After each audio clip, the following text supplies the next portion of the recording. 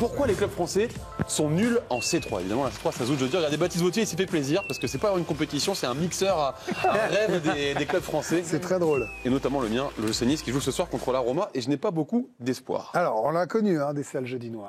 À tel point qu'en France, on a repris à notre compte un terme qui parle d'un krach boursier en 1921. Le fameux jeudi noir. Regardez, on a vu avec Arthur Girand, on a cherché un petit peu jeudi noir sur Internet. C'est simple, ça ne parle que de football et que de ces jeudis soirs. Et le famoso jeudi soir. L'impression que cette compétition... C'est 1929, juste. 1929, pardon. J'étais né, c'est pour ça que je vous le dis. L'impression que cette compétition, elle se refuse, oui, de manière folle aux clubs français, ou alors que les clubs français la refusent. Depuis 1999, il y a eu 26 éditions, il y a eu 109 participations de clubs français pour 5 demi-finales, 2 finales seulement, et évidemment, aucune victoire. Alors, c'est monopolisé par l'Espagne, et où s'il y a d'autres pays qui l'ont gagné, parce qu'on a l'impression que c'est que les Espagnols. Depuis que la Ligue Europa, la C3, existe, qu'elle a remplacé en 1971, la Suprétie, la mythique et légendaire Coupe des villes de foire. Magnifique. 12 pays différents l'ont gagné. L'Espagne, évidemment, surdomine cette compétition. 14 trophées pour les Espagnols. L'Angleterre l'a gagné 10 fois. L'Italie, l'Allemagne l'ont remporté. Là, c'est normal. Ensuite, on a les Pays-Bas 4 fois. Portugal 2 fois. La Russie 2 fois. La Suède, la Belgique, l'Ukraine, la Turquie. Tous ces pays ont remporté des compétitions. Et nous, on reste à 0. Du coup, on s'est dit, on va téléphoner à un expert de l'Europa League, Bruno Tremolinas, qui en a remporté 2. C'est 2 de plus que l'ensemble du football français. Et il voit clairement une différence de mentalité entre le foot étranger et le foot français. Il y a certains clubs français qui sont un petit peu frileux et qui ne mettent pas leurs 11 titulaires pour les matchs d'Europa League parce que c'est vrai qu'il y a beaucoup de matchs dans la saison. L'Europa League se jouait souvent le jeudi et après on jouait le week-end, donc ça c'était des longs déplacements, c'était dur. Lorsque je suis arrivé à Séville, le club venait déjà de gagner 2 Coupes de l'UEFA et une Europa League. Les objectifs étaient clairs à Séville. Se qualifier en Champions League et gagner l'Europa League. Dans la préparation des matchs, dans l'approche, le coach mettait son 11 titulaire à chaque match d'Europa League parce que c'était un réel objectif. Alors il a parlé d'un truc important, Benoît, avec ces 2 Europa League derrière, les 2 trophées derrière, c'est le jeudi. C'est un jour qui a priori dérange les clubs français. On a exhumé par exemple une déclaration de Jean-Michel Aulas en 2014 qui disait après une élimination « L'Europa League le jeudi soir est très pénalisante pour ceux qui la jouent. On a joué le jeu de Lyon, de l'Olympique Lyonnais mais aussi de la France. Sous-entendu, on l'a joué mais à contre-cœur. » Autre souci, la difficulté de mixer, on l'a entendu aussi avec Benoît, déplacement et championnat. Roland Courbis qui lui pour le coup l'a joué la Coupe d'Europe, disait en 99 « Il faut une gestion spéciale, un effectif spécial et quand tu démarres une saison tu dois t'adapter car tu sais d'entrée que tu seras handicapé par ça. Je pense qu'on perd le titre de 99 car on va en finale de la Coupe de l'UEFA. Bon, ça ramène aussi moins d'argent que la C1. On a fait une comparaison cette saison avec un club français qui irait en 8e de finale de la Ligue des Champions, ramènerait à la maison entre 60 et 70 millions d'euros, voilà, approximativement, sans compter évidemment les sponsors ou la billetterie. Un club de C3, club français en C3 qui serait éliminé en quart de finale, donc qui irait plus loin dans la compétition, ramènerait entre 10 et 15 millions d'euros. Et du coup, les dirigeants, ils s'en fichent. Alors là, attention, parce qu'on a trouvé une déclaration absolument ahurissante, qui est sûrement passée sous les radars, de Denis Balbir, le 14 février 2018, à Foot d'Avant. J'ai été très choqué le jour où j'ai commenté Mönchengladbach Marseille en 2012. Ce jour-là, Elie Bopp était l'entraîneur de l'OM et Vincent Labrune le président. Après l'élimination des Marseillais, j'étais descendu pour voir dans quel état d'esprit était l'équipe. Je m'attendais à voir un staff abattu et j'ai vu Vincent Labrune avec un grand sourire disant cette phrase « On est enfin débarrassé de cette Coupe d'Europe ». Moi, ça m'a fait halluciner d'entendre un dirigeant dire ça alors que son club, et pas n'importe lequel, venait de se faire sortir. C'était faire injure à la Coupe d'Europe, à son club, aux diffuseurs, au public. Résultat, ça finit par être contagieux, voire pire, culturel. Moi, je me souviens sur des matchs de qualif, des matchs de groupe, où en France, effectivement, les matchs sont quasi dans des stades à moitié vides. En Espagne, à Séville, c'était quasi plein à chaque fois. Et même sur des matchs où on avait de grandes chances de gagner face à des clubs moins prestigieux que le FC Séville, le stade était quasiment plein à chaque fois avec une ambiance exceptionnelle parce qu'on sentait derrière qu'ils voulaient encore qu'on gagne cette Europa League. Bon, en même temps, si c'est pour voir une débâcle, pourquoi venir Et c'est vrai qu'on s'y connaît, le football français, messieurs, dames, expert en la matière de débat. On commence en 2013. Nice, Limassol. Nice qui n'a pas joué l'Europe depuis 16 ans et qui est sorti dès les barrages contre l'immense club chypriote à Limassol. Saint-Etienne, Karabükspor en 2014. Saint-Etienne qui perd le barrage aller chez le redoutable Kardemik Karabükspor, heureusement qualifié au retour. Lille en 2016 qui sort face au terrible FK Kalaba, 3e club azerbaïdjanais. 2014, comment l'oublier celui-ci, Lyon qui est sorti par le monstre des Carpates, l'Astra Giurgiu, club roumain. Sans oublier évidemment cette équipe mythique, le Mlada Boleslav, qui lors d'un crépuscule d'été sort l'OM. Match rentré dans l'histoire grâce à une séquence incroyable à l'époque, une confusion sur le but à l'extérieur. Le commentateur, le regretté Avi Assouli, qui était sur l'antenne de Ici Provence, anciennement France Bleu, et on les remercie parce qu'ils nous ont permis de rejouer cette séquence. Ils sont debout, c'est la dernière action parce qu'on attend le coup de sifflet final. Et ils sont debout parce qu'ils ont fait un beau match, ils sont éliminés, mais ils ont fait un bon match. Je comprends pas. C'est fini, mais quoi, ils se sont pas qualifiés? Mais non. Qu'est-ce qui se passe? Mais je sais pas, mais si vous voyez ça, on a l'impression que les Tchèques se sont qualifiés. Et non, c'est eux qui sont qualifiés. L'OM est éliminé. L'OM est éliminé. Et oui, l'OM est éliminé, mon cher ami. Alors on remercie ici le groupe Radio France qui nous ont permis de jouer cet extrait mythique du football français et qui parle évidemment d'une désillusion, une de plus pour le foot français. Moi j'adore le... Non.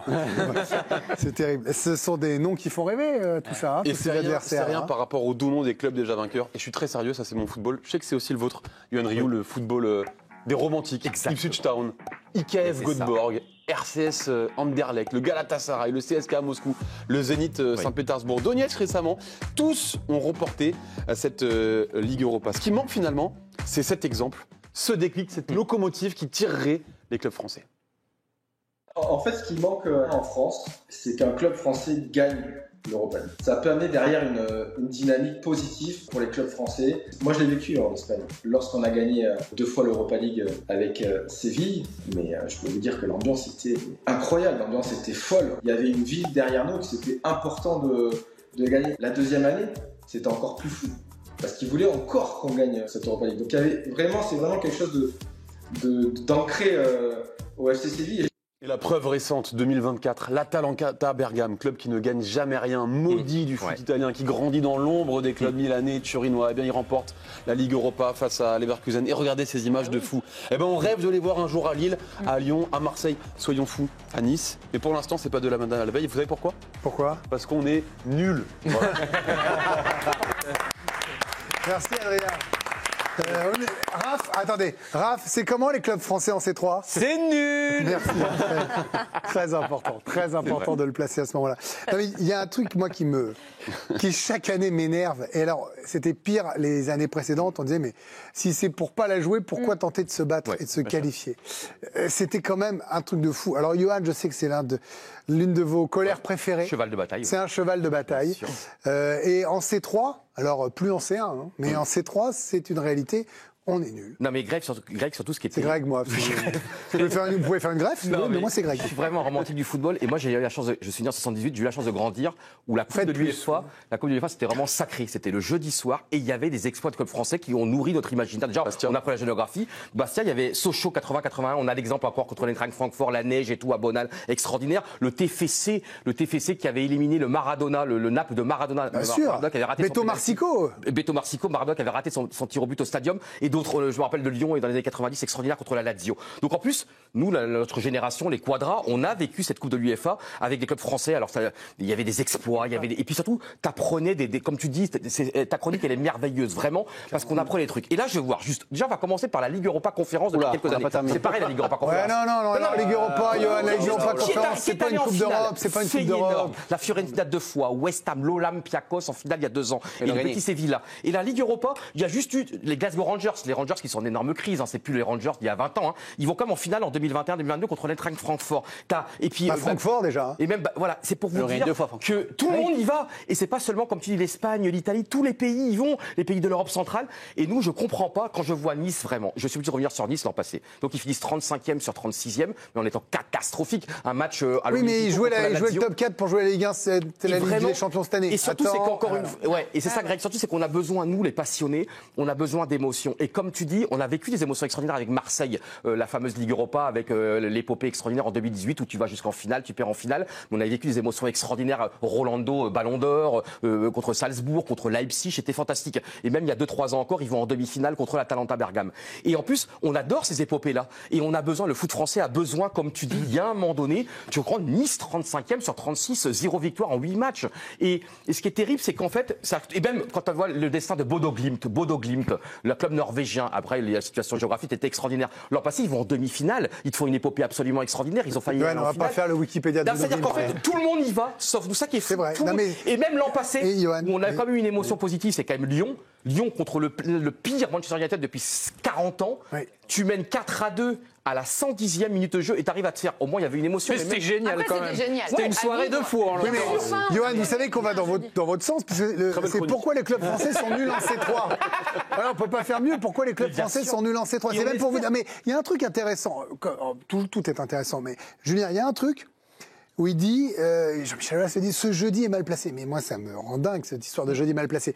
Il y a Mais aucune en même raison. temps, même en 96, avec Zizou, avec Dugarry, avec Lizarazu, les Girondins de Bordeaux sont 16e de Ligue 1 ou 15e. Et ils vont en finale contre le Bayern. J'étais au stade, je me rappelle, mais il y avait quand même un championnat horrible avec des stars comme ça. Pourquoi les clubs français n'arrivent pas à gérer deux tableaux? Je ne comprends pas. Je ne comprends pas non plus. Mais il y a un élément, en tout cas, que je comprends peut-être encore moins, c'est que, effectivement, on a vu tout à l'heure les chiffres. Et pour les dirigeants, c'est vrai qu'il faut aller vraiment très loin pour gagner un peu d'argent. Bon, cette année, ça va peut-être être un peu différent parce qu'il y en aura Ils ont besoin d'argent, qu'ils mais aillent loin. Ce que je veux dire, c'est que les présidents te disent c'est compliqué, les voyages, les machins, etc. Mais que les joueurs se disent pas entre eux, c'est un truc génial. Quand tu joues à Nice, tu sais que tu vas pas jouer 40 Coupes d'Europe dans ta vie. Enfin, il y a un truc de...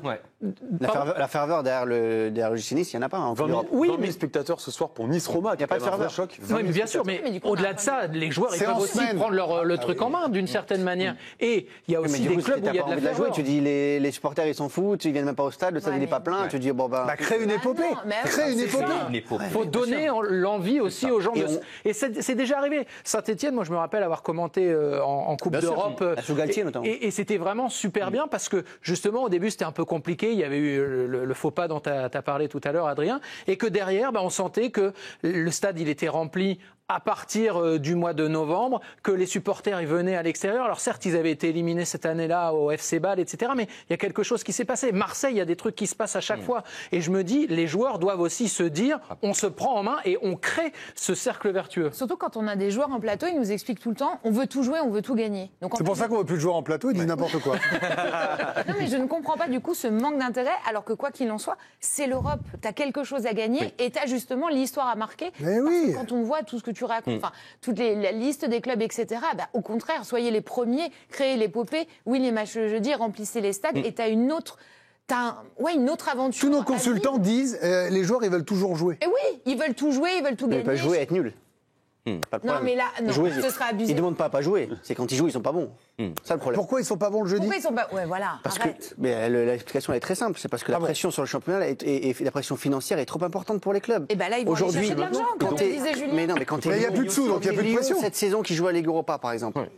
Si Lyon gagne tout et qu'ils se rendent compte qu'ils commencent à perdre des points en Ligue 1, je peux vous dire que la direction de l'Est va leur foncer quand on dit attends. Alors pourquoi ils se sont battus pour être 7e ou 6e l'an dernier, ou 5e, je sais ils plus. sont pris, ils sont pris. Mais ils pour peuvent rien faire.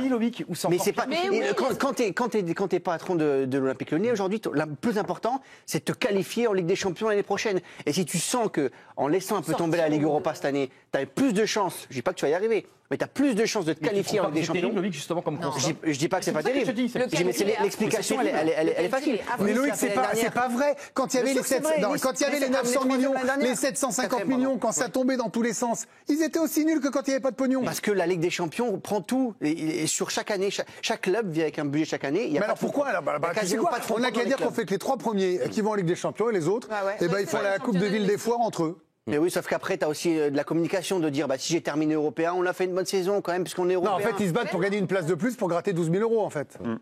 Bon, En championnat. Là, quand ils sont en Ligue Europa, c'est pas une question d'argent. C'est juste pour la communication, pour dire on est en Coupe d'Europe, c'est génial, on a fait une bonne saison, basta.